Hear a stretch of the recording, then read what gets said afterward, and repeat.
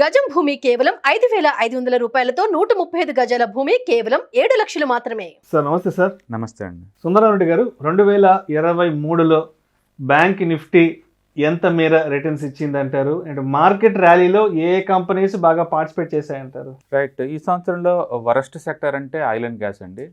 అది 4% దాకా ఇచ్చింది రిటర్న్స్. నెక్స్ట్ వరస్ట్ అంటే బ్యాంక్ సెక్టర్ అండి. బ్యాంక్ నిఫ్టీ ఈ సంవత్సరం ఓన్లీ 10% ఇచ్చింది రిటర్న్స్. ఓన్లీ 10%. ఆ 10% కూడా రావడానికి కారణం ఆ టాప్ 5 కంపెనీస్ కాదండి, అవన్నీ హ్యాండ్ ఇచ్చినాయి. బ్యాంక్ నిఫ్టీలో మేజర్ వెయిటేజ్ ఉండేది 5 కంపెనీస్ అండి. అంటే HDFC bank, Kotak bank, SBI, ICICI bank, axis bank, ఇవి 5 కలిపి ఆల్మోస్ట్ 80% వెయిటేజ్ వస్తాయి. ఇవి రిటర్న్స్ ఎంత ఇచ్చిందంటే కోటాక్ ఈ సంవత్సరం ఇచ్చింది 0 అండి. Oh my God. HDFC bank ఈ సంవత్సరం 3% అండి.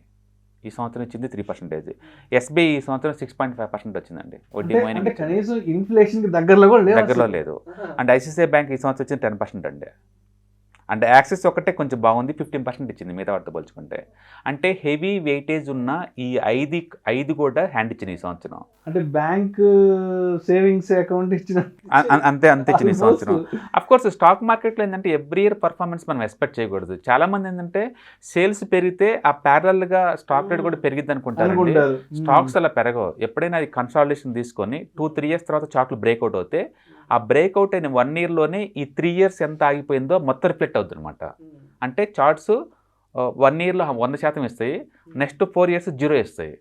అప్పుడు ఈ 100% వచ్చిన దాన్ని మనం న్యూట్రలైజ్ చేసాం అనుకోండి, ఎవ్రీ ఇయర్ యావరేజ్ మీద 20% వస్తుంటాయి.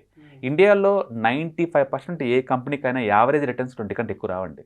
యావరేజ్ రిటర్న్స్ అంటే మనం 1 ఇయర్ చూసి అది ఎవ్రీ ఇయర్ వచ్చిద్దేమనుకుంటాం, కాదు. చార్ట్లు బ్రేక్అవుట్ అయితే చాలా క్విక్గా 100% ఇస్తాయి, 100-200% కూడా ఇస్తాయి. దాని అర్థం పరెవర్ అలా పోతేనే కాదు, మళ్ళీ సైడ్ వేకి వెళ్ళిపోతుంది, మళ్ళీ ప్యాటర్న్ ఫామ్ అవుతాయి. ఆ టైంలో మళ్ళీ స్టాక్ 2-3 ఇయర్స్ కూడా ఏం రావు. మనం హిస్టారికల్ డేటా చెక్ చేసుకుంటే Reliance 10 years 0 returns, SBI 12 years 0 returns, and Kotak bank 3 years నుంచి 0, హెచ్డిఎఫ్సి 3 ఇయర్స్ నుంచి 0. ఈ 3 ఇయర్స్ 5 ఇయర్స్ మామూలు విషయం స్టాక్ మార్కెట్లో. ఓకే, అందుకని ఇన్వెస్టర్ అయి ఉంటే మీరు లాంగ్ టర్మ్ చూడాలి తప్ప ఇలా 1 ఇయర్ కోసం 6 మంత్స్ కోసం ఇట్లా సెట్ చేసి మనం చూడకూడదు. ఆ యాంగిల్లో మనం ఎప్పుడు థింక్ చేయకూడదు అనమాట. సో ఈ సంవత్సరం బ్యాంక్ నిఫ్టీ అండర్ పర్ఫార్మ్ చేసింది. దాని మీనింగ్ ఏంటంటే next year going to rock. Next year కానీ ఇట్స్ గోయింగ్ టు రాక్. ఎందుకంటే ఫండమెంటల్ ఇంకా చాలా స్ట్రాంగ్గా ఉన్నాయి. సార్ ఇప్పుడు అంటే ఈ అంటే బ్యాంక్ నిఫ్టీ ఈ రేంజ్లో కొలాప్స్ అవ్వడానికి ఈ ఏప్రిల్ మేలో యుఎస్ లో బ్యాంకింగ్ సిస్టమ్ అక్కడ కొంత దెబ్బతింది కదా, ఆ ఇంపాక్ట్ ఎక్కడైనా కొట్టిందంటే? అదే నేను అంటుంది, చార్ట్స్ ఎప్పుడు కూడా కంటిన్యూస్గా మూవ్ అవ్వండి. కోవిడ్ అప్పుడు చాలా ఫాస్ట్గా ర్యాపిడ్గా మూవ్ అయినాయి అన్ని, తర్వాత కన్సల్టేషన్కి వెళ్ళిపోయినాయి. లాస్ట్ 2 ఇయర్స్ నుంచి ఈ కన్సల్టేషన్ జరుగుతూ ఉందన్నమాట. ఇప్పుడు లాస్ట్ 10 ఇయర్స్లో తక్కువ రేటుకి దొరుకుతుంది అంటే బ్యాంక్ సెక్టర్ ఇప్పుడేనండి. లాస్ట్ 10 ఇయర్స్ పిఈ ప్రకారం, బుక్ వాల్యూ ప్రకారం తక్కువ రేటు దొరుకుతుందంటే ఇయరే. కాబట్టి next year it's going to rock నేను అనుకోవటం. 25 డెఫినెట్గా. అంటే నెక్స్ట్ ఇయర్ నిఫ్టీని గుంజేది ఈ సెక్టర్ అనమాట. నిఫ్టీని ఎందుకంటే ఈ సంవత్సరం పార్టిసిపేట్ చేయలేదు కాబట్టి. అండ్ నిఫ్టీలో మొత్తం 12 నిఫ్టీ బ్యాంక్లో 12 బ్యాంక్స్ ఉంటాయండి. ఏటికైతే తక్కువ వెయిటేజ్ ఉన్నాయో అవి ఎక్కువ పర్ఫార్మెన్స్ ఇచ్చింది ఈ సంవత్సరం. ఓకే, అంటే నిఫ్టీలో తక్కువ వెయిటేజ్ ఉన్న కంపెనీ పంజాబ్ నేషనల్ బ్యాంక్ అండి. ఇది 61% రిటర్న్స్ వచ్చిందండి. 61% Punjab National Bank. IDFC First bank 43% returns వచ్చినాయి. IDFC and Indus bank 27% returns వచ్చినాయండి. And bank of Baroda 22% returns వచ్చింది. And Axis bank 15%, Federal bank 14%, AU small finance bank 14%, ICICI bank 10%, SBI 6.5%, HDFC bank 3%, Kotak 0. ఒకటైతే negative ఇచ్చిందండి. And Bandhan bank 2% down.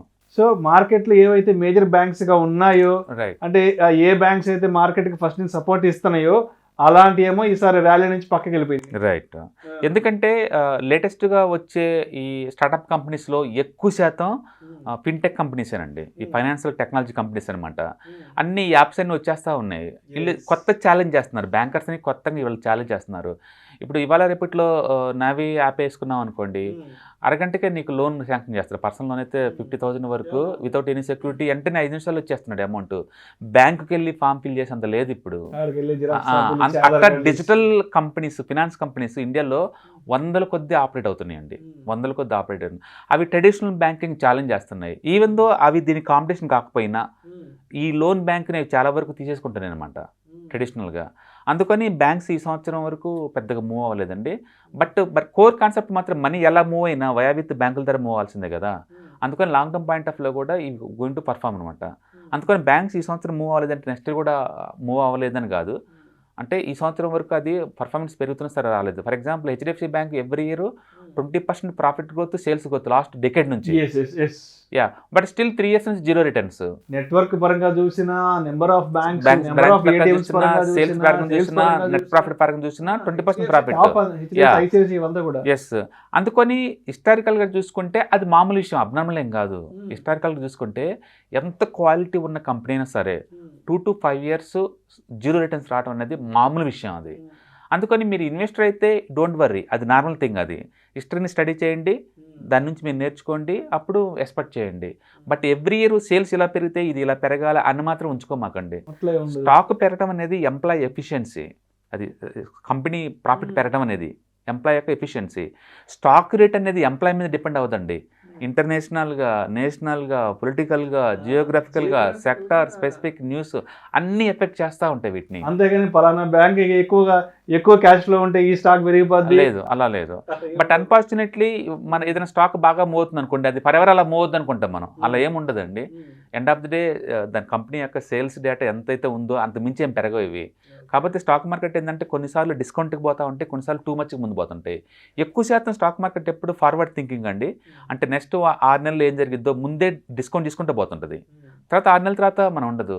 మనం బాగా observe చేయండి, Covid అప్పుడు మార్చి month అప్పుడు లాక్డౌన్ పెట్టారు. లాక్డౌన్ పెట్టిన కానీ స్టాక్ మార్కెట్ మూవ్ అవటం మీనైంది.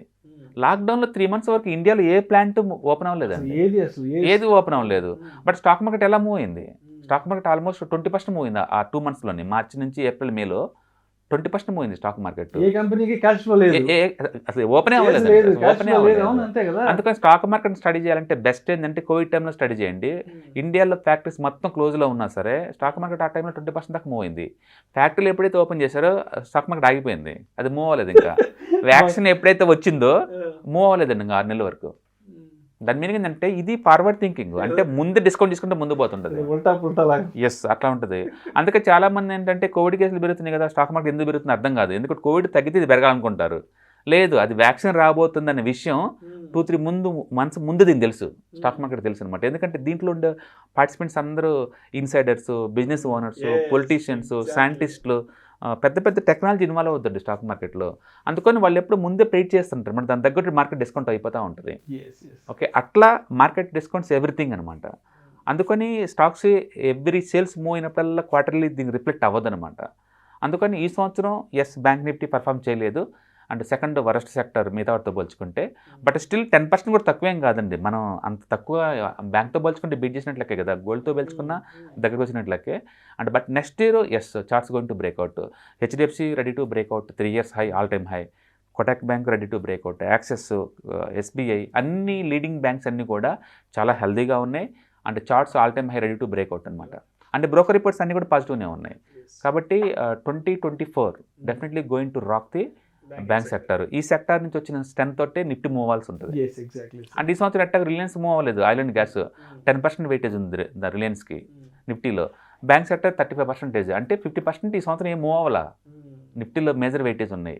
Next year going to reflect, ఇవి నెక్స్ట్ ఇయర్ రిఫ్లెక్ట్ కాబోతున్నాయి, అప్పుడు మూవ్ అవుతాయి. Thank you so much Sundarareddy గారు. Thank you sir. మన ప్రేక్షకులకి ఒక ఇన్ఫర్మేషన్ పాస్ ఆన్ చేయడానికి అండ్ వాళ్ళు ఎడ్యుకేట్ చేయడానికి నేను అడిగిన వెంటనే ఇవాళ మా స్టూడియోకి వచ్చి 2023లో అసలు ఓవరాల్గా స్టాక్ మార్కెట్లో ఏ సెక్టార్స్ ఎంత మేర రిటర్న్స్ ఇచ్చాయి, ఏ సెక్టార్స్ మార్కెట్కి వెన్నుదన్నుగా నిలిచాయి అనే అంశం గురించి ఒక్కొక్క సెక్టార్స్కి సంబంధించిన విశ్లేషణను మన ప్రేక్షకులు తెలియజేశారు. Thank you so much Sundarareddy గారు. Thank you sir.